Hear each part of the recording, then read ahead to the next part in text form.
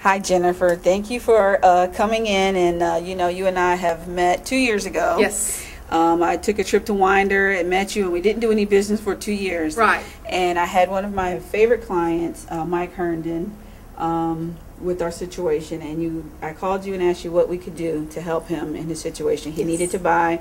How was his credit? What do you think the possibilities are? What did you think when you got that call from me? Sure. Well, the one thing he did not understand was there was a 100% loan available for him without a down payment. He was excited to know he could save his money that he had his checking and savings account, so he could use that for some repairs, to get his utilities cut on, or anything that he needed to buy, such as a TV or furniture. So he was excited to know there was a 100% loan out there.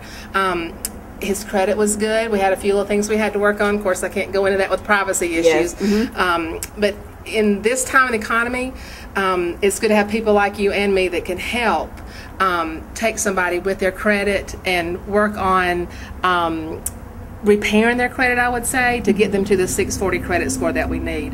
So we don't ever turn anybody away. We may have to talk to them and help them through their credit situations where they can buy later, and that's what you're there for, to help them buy the house later.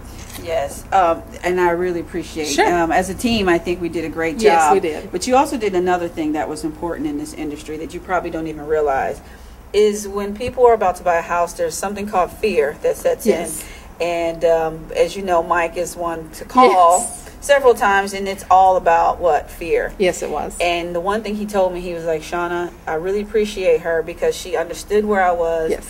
And how did you feel about that? How do you handle a situation where someone's afraid? Well, I actually graduated with him, and I hadn't seen him in 33 years, so it was good for the first hour. We just sat there and kind of, I had those moments of, do you remember this in high school?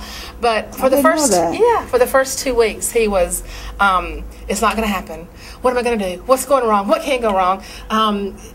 So many questions, because I don't know what he went through with another lender. But after about 10 times, I said, Mike, you're in good hands. You've got to trust me. I said, if I call you, there's going to be a problem. As long as you don't hear from me, there's not a problem. But, I assured him he had good income, he had good credit, he'd been on his job more than a year, that there wasn't going to be a problem not to change jobs, not to go buy a new car, and we would get him to closing. He didn't understand that you have to wait for the appraisal to come in. You have to wait for the title work to come in. There's certain things out of our control that you have to wait on. And during that 7 days waiting on the appraisal, you've just got to be patient, because we can't rush it. It's a third party. I can't make the appraiser send it to us any quicker.